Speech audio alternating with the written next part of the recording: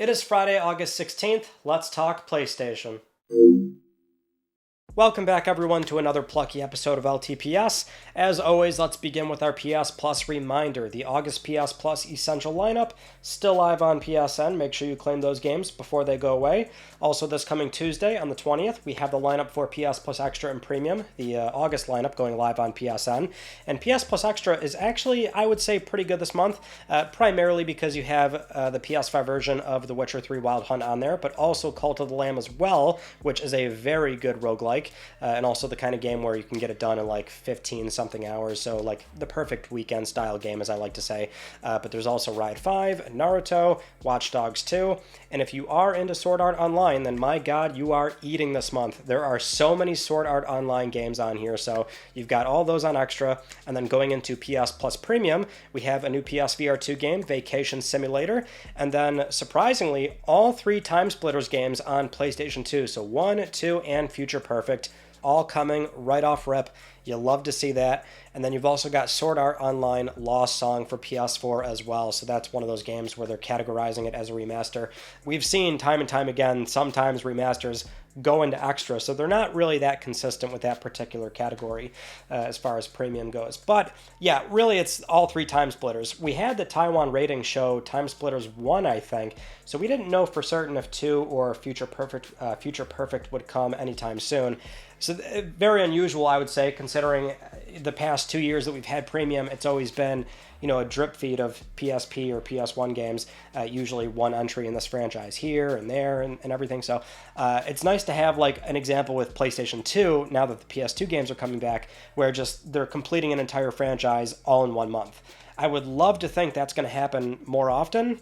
I would not be hopeful, but I still enjoy seeing this one particular case, especially given that Time Splitters 1, still a good game, but it's the weakest one in the franchise, so really a lot of people would prefer Future Perfect, or really 2 in this case, and now you have that option when these games go live on PSN this coming Tuesday. Now, the reason why this is a plucky episode of LTPS is because the Plucky Squire got a brand new release date, being moved from January 2025 to September 17th this year. It's coming out very soon, seemingly out of nowhere, and the more surprising news here is that Sony was able to secure some kind of agreement because the game is launching day one into PS Plus Extra and Premium, which that certainly does track with the kind of games Sony does tend to get for day one launches into Extra. So the games are usually smaller in scope and budget, maybe in terms of presentation they look a bit different or unique. So games like Chia, Stray, the PS5 version of Dave the Diver, Sea of Stars, these are typically the kind of games Sony has been securing for day one launches, and so the Plucky Squire is a great candidate, and also one where a lot of people, myself included, are really looking forward to this game because it is very unique looking, just with the art style and the whole storybook play, jumping in and out of the book. It's always been a really cool game with that first initial trailer. So day one into PS Plus Extra, a very good candidate for sure, and one that is a welcomed surprise. In other release date news, we also have a confirmed date for the PS5 and PC remake of Until Dawn by Ballistic Moon, and it's now coming out October 4th. We knew this game was still coming out by the end of this year, but seems like Sony just decided to confirm that out of nowhere on the PlayStation blog, as they sometimes like to do. So we got a brand new comparison trailer as well, showing off shots from the PS4 game compared to the remaster, and they also outlined a few bullet points, that being the overhauled visuals, rebuilt in UE5, revised cinematography and production design. They also mentioned they reworked the prologue as well, so apparently they've made some adjustments to the pacing, giving Hannah and Beth more screen time, hoping to enhance the emotional impact of the prank when it plays out. Then of course new motion capture, complete control of the camera, new musical score and audio design, and they've also changed all the locations of the totems and added new ones in there as well. And of course new accessibility options are coming as well, so pre-orders begin August 21st, coming October 4th. I believe the MSRP for this game is going to be $60 as well, so not a full-blown $70 title.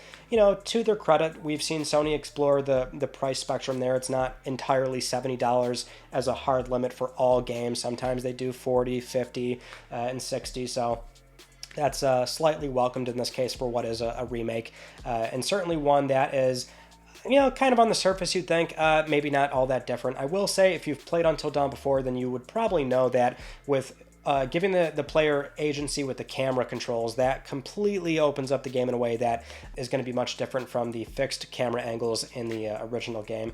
That and the prologue as well, they did say that was the one thing they wanted to expand more on, so I'd be curious to see what they do with the prologue, because it does kind of come and go pretty quickly, and it's hard to care about Hannah and Beth when you really don't get a whole lot of time with them.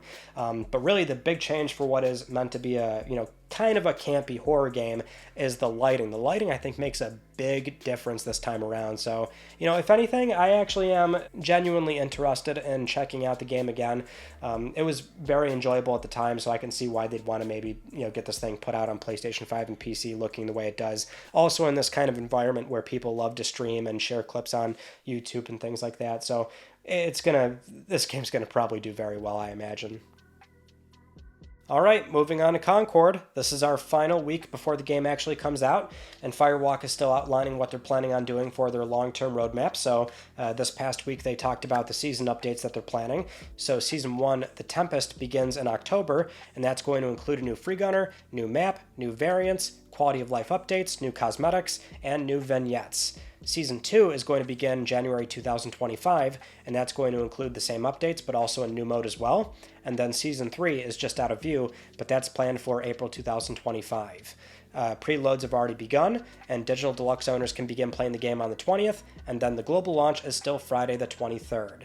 Now, of course, we've already said a lot about Concord, so we're not going to spend too much time on this, especially given our recent Tuesday conversation about Sony's live service investment and the 4 years that they've gone through so far, which have been very turbulent. But I will say again for this game, I'm very curious as to if the plans internally have already changed to some degree in terms of how long they're planning on supporting the game if it does, say, not work out. Like a lot of publishers, to my understanding, it is something where even before the game debuts, if they have enough telemetry that shows the game is going to debut poorly, and this one surely is going to do that, if they were already committing to 2 years of support, that might have already been cut down to 1. So I'm wondering if that has already happened to this game, or if the optics and evaluation process is surely a little bit different considering they acquired Firewalk, although you would also safely assume that shouldn't necessarily be the case because Sony's a very big corporation that will, do layoffs or close a studio if they have to, right? They will take the loss if they need to in order to sort of move on from what they would consider a failure. But I'm curious if they did, say, commit to 2.5 years, 2 years, whatever that number is, and it's already lower. Because at a certain point, it's like if it does come out and do well, you can always scale those plans back up and recommit. But in this case, surely Sony does know that this game is not going to debut in a very good way. Now, while we're talking about live service, that's a good segue into our next news story, which is about The Last of Us Online, where there's really no new info in here, but we do have Bloomberg's Jason Schreier talking during the Friends Per Second podcast, where he mentioned briefly that this game was in development for 4 years, it had a team in the hundreds, and it also cost a lot of money, where the cancellation, quote, made some heads roll at Sony. Which is not too surprising. I would assume the game did cost millions of dollars to make, and they were not quite pleased with that decision of having to, shut that one down, or at least Naughty Dog coming to that conclusion that maybe that's not the way the studio should go. It is such a fascinating thing to look back on the entire thing, though, because we do know it was in development for 4 years, where they really ramped that up after shipping Part 2. That was always the commitment before Part 2 even came out, was that, hey, the online is getting, spun off into its own thing, much bigger, better, that Naughty Dog scope creep, and so having a lot of resources and funneling the studio money and energy into that project for a long time, and certainly knowing throughout that time as well that they had every intention of releasing it, right? It seemed like they did figure out a good gameplay loop, and they felt very confident about that game, with Neil Druckmann saying, here's some concept art, we'll talk about it next year. I really thought this was something where during this year we would not only see the game, maybe have some kind of closed beta, maybe the game was playable to the public in some way, hands-on time, a proper formal reveal. It really was something where by the end of last year it was probably not an easy decision to make. And there's been some conversation surrounding, is this the reason why Connie Booth got fired? Because that's still as far as we know what happened, her and her team were entirely let go around that time, and it was still kind of a very abrupt, out-of-nowhere sort of thing. And she had a 34-year-long career history at the company, mostly on the production side, but up to the end, she was the vice president of Sony, of product development at PlayStation Studios, I should say.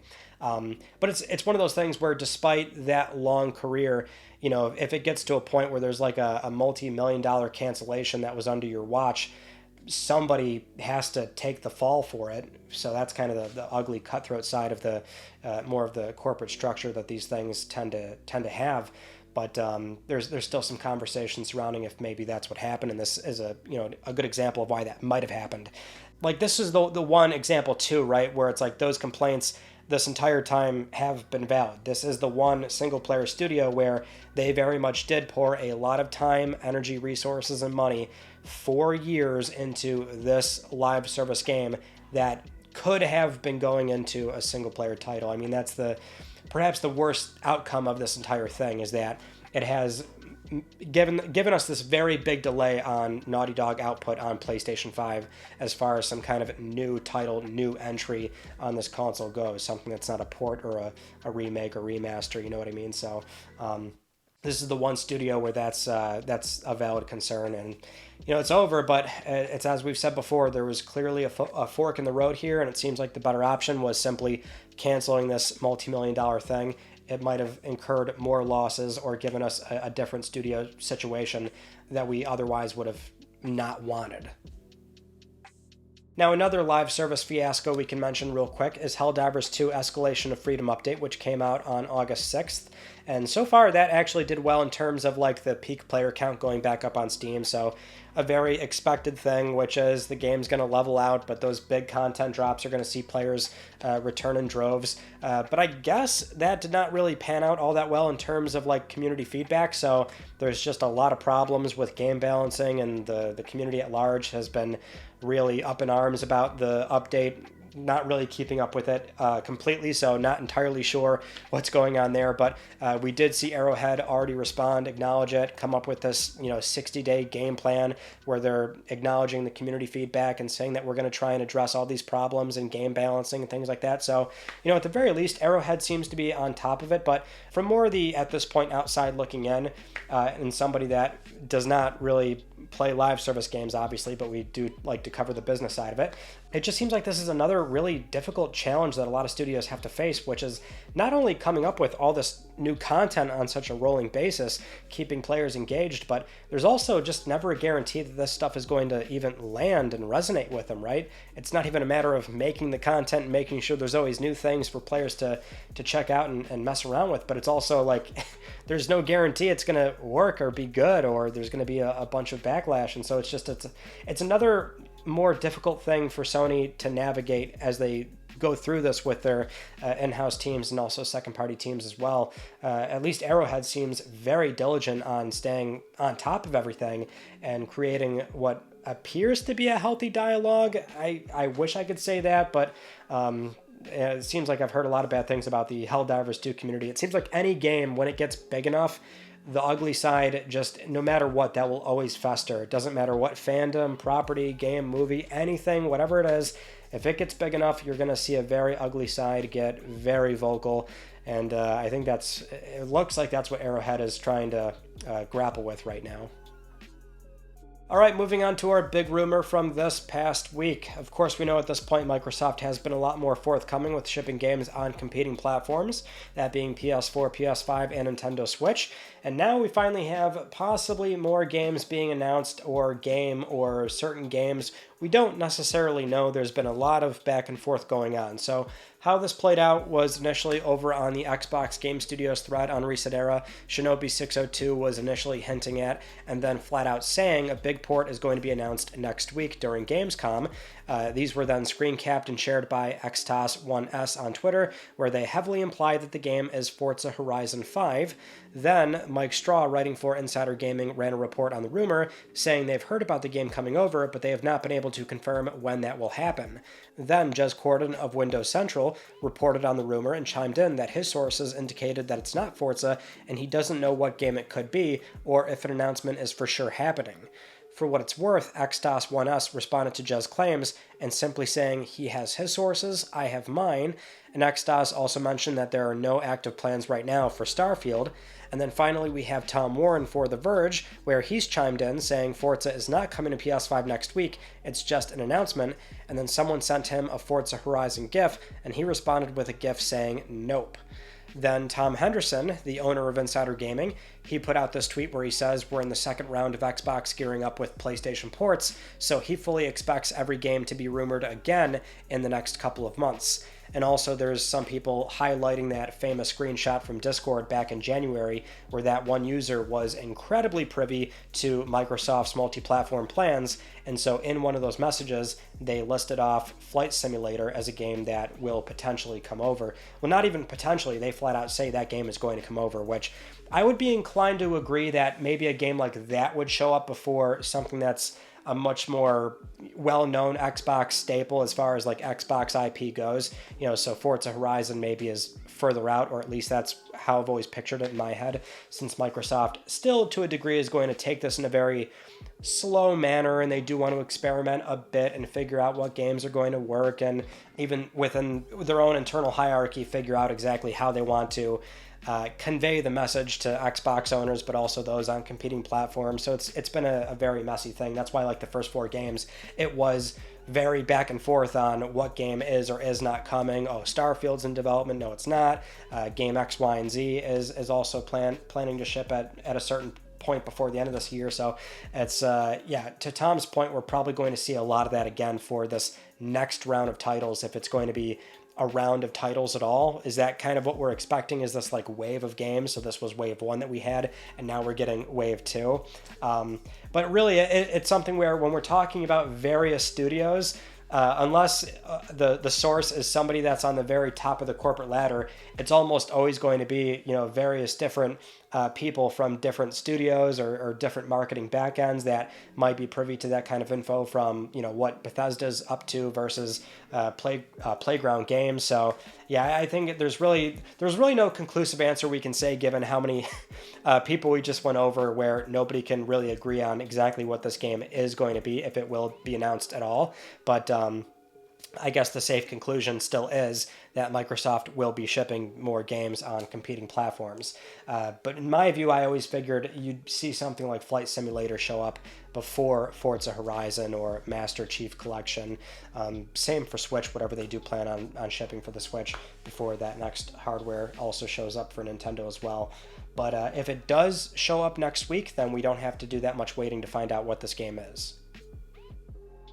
Now, in related Xbox news, I feel like we would be remiss to not talk about this, which is Tango Gameworks, because Microsoft was planning on shuttering down that studio, but it appears as though in recent months they were able to work out some kind of transitionary agreement. So the Korean publisher of PUBG, Krafton, they are now going to acquire and save Tango Gameworks, and they are going to be keeping the Hi-Fi Rush IP. The details of the agreement is that Microsoft is going to keep the IP for The Evil Within and also Ghostwire Tokyo, but the availability of the game catalog right now, that's not going to change. Everything's going to be as it is. They're going to try and do a smooth transition from ownership from Xbox and ZeniMax Media over to Krafton, and Krafton does plan on expanding the Hi-Fi Rush IP as well, and they also were able to get back the creative director, John Johannes, as well, so he is back on board. It's just all around a really great news story. We really don't get stuff like this too often. I mean, almost always a studio closure is like, that's it. It's done and over with, shut down immediately, effective immediately. Well, in countries where they can do that, sometimes there's a process that's a bit more thorough in terms of how they have to properly lay off all that staff. And given this team is in Japan, perhaps that's why this is... Perhaps that's why the opportunity, I guess, presented itself, because this can't always happen the way that we wish it would. I mean, in theory, every time a studio closure is expected to happen or a big publisher has to do this, it's like, why not try and sell it off and retain all that staff and just get them moved over to somebody else? But there's always the matter of finding a buyer and having that be very reciprocal. So Either way, it's great news, especially knowing that with Hi-Fi Rush, for what is like a very new creative IP that we just don't see all that often, and it did very well, seemingly, but that wasn't enough for Microsoft's bottom line and what they were looking to get out of the studio, or rather what they were looking to get out of their balance sheet to sustain Call of Duty on Game Pass, but that's an entirely different subject. So yeah, it's a good outcome, great to see, even though in theory, if they were still at Microsoft, I guess we were going to always expect Hi-Fi Rush on PlayStation, but it's still just a really great outcome for something that almost always does not really work out this way. Next up, I thought this one was very peculiar, and that is the possibility of a remake or remaster for Final Fantasy XIII. Seems like maybe more of a remake depending on how Square is putting this out there. So what happened recently was over on Twitter, the official Square Enix account was asking everyone for their Final Fantasy hot takes. And so somebody said, before any other Final Fantasy gets a remake, Final Fantasy XIII needs a remaster, and the official account did respond asking, any reason for a remaster instead of a remake? Which, that alone is going to stir the pot. It is the official account, and certainly it's something where the official account has done a number of things like that throughout the years from what I remember. So it's not like definitive, it's not them right then and there teasing or revealing anything, but it is food for thought, which is, Final Fantasy XIII is still a game where on PlayStation, there is no way to play that game on modern PlayStation hardware, that being PS4 5. It's the last remaining, mainline, not online Final Fantasy game that you cannot play on modern PlayStation hardware. So, I think there's always been this expectation that they'll do something eventually. That way it's finally playable on these consoles again. And however they choose to go about monetizing it, I'm sure it would still do well. Especially because when a game has enough time to, I guess, be old, right? Even if it was seen as bad or controversial, or maybe a lot of fans had problems with the game back then, it's always something where by the time you revisit, there's always this sort of rekindled joy for the game, or people are a lot more positive about it in some way. But if you remake it, there's a lot of upside with potentially addressing problems that the original game had. So, but a remake also comes with various other verticals that are a lot different compared to simply remastering the game. I guess it depends on who you ask of what you would prefer.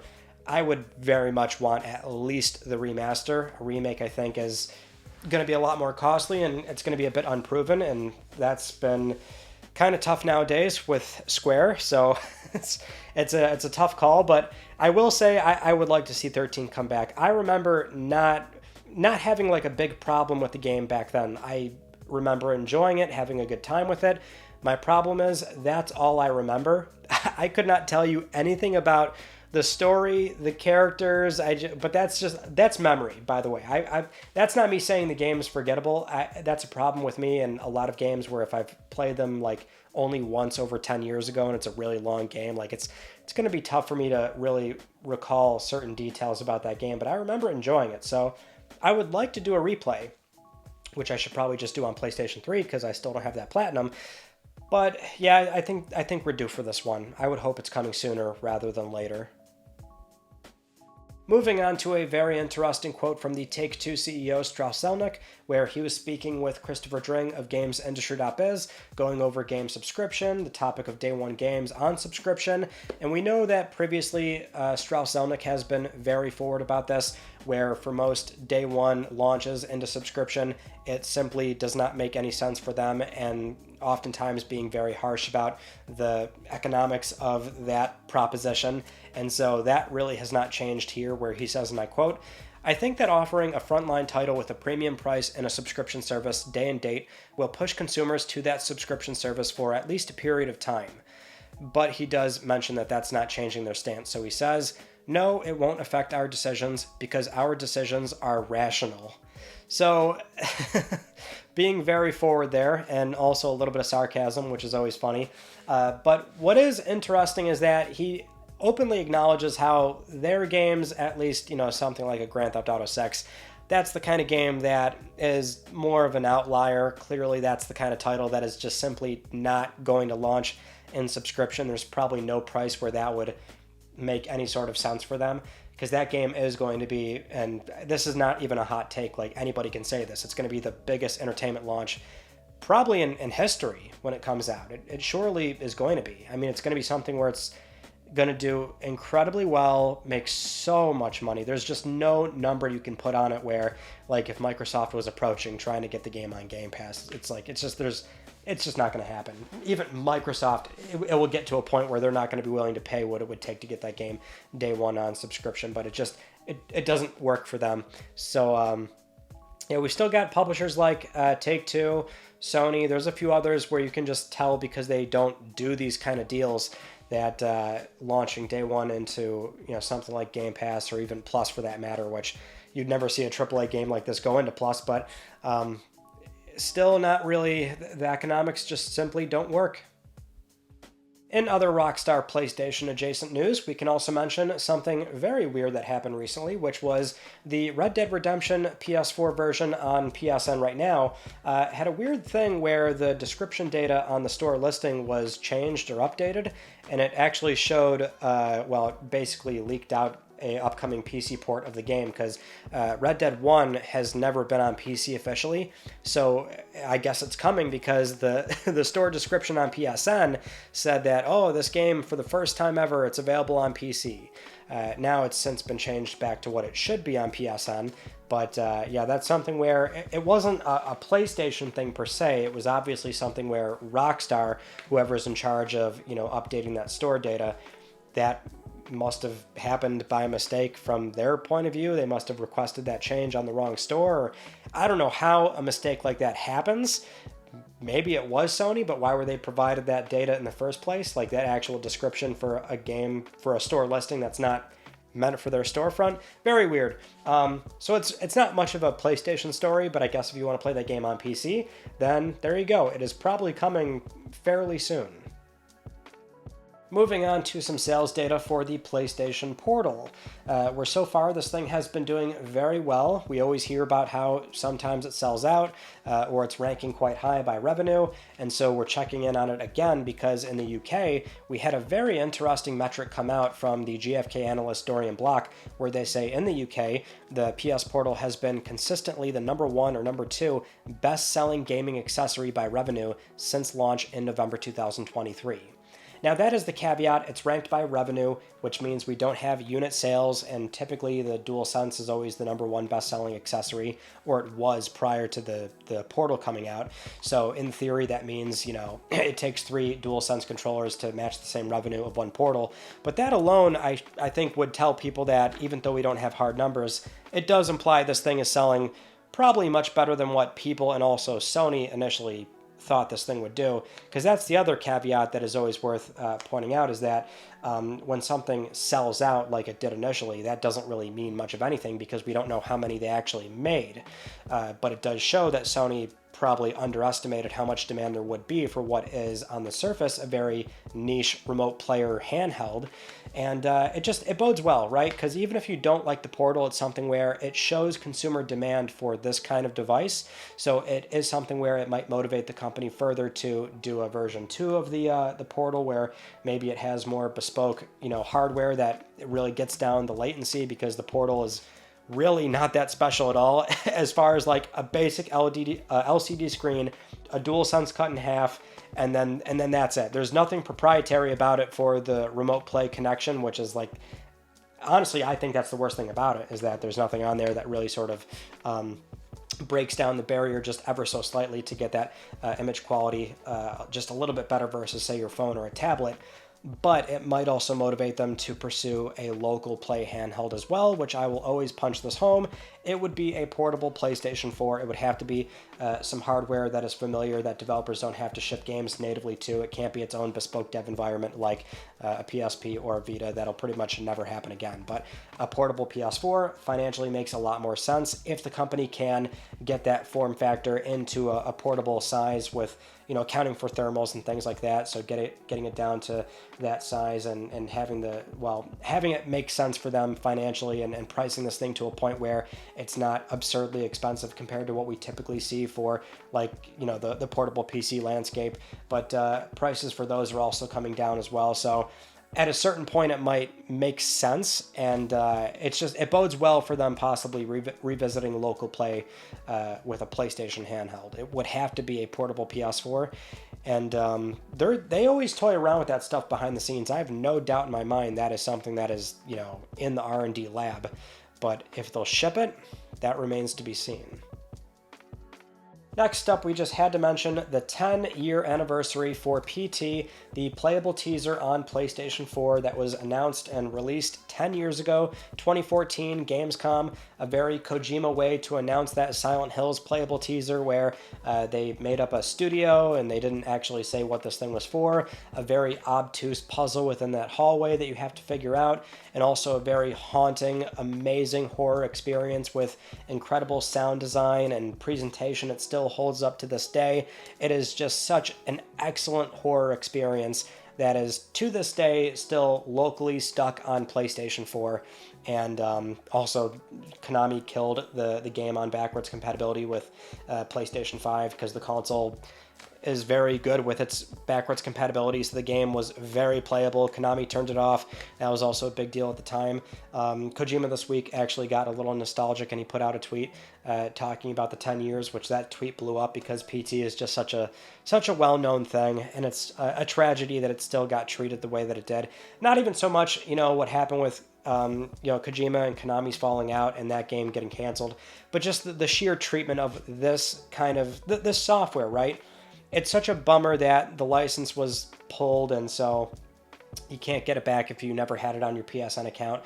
Them killing the playability of it on PS5s, it still, to this day, leaves a sour taste in my mouth with how Konami handled that entire thing.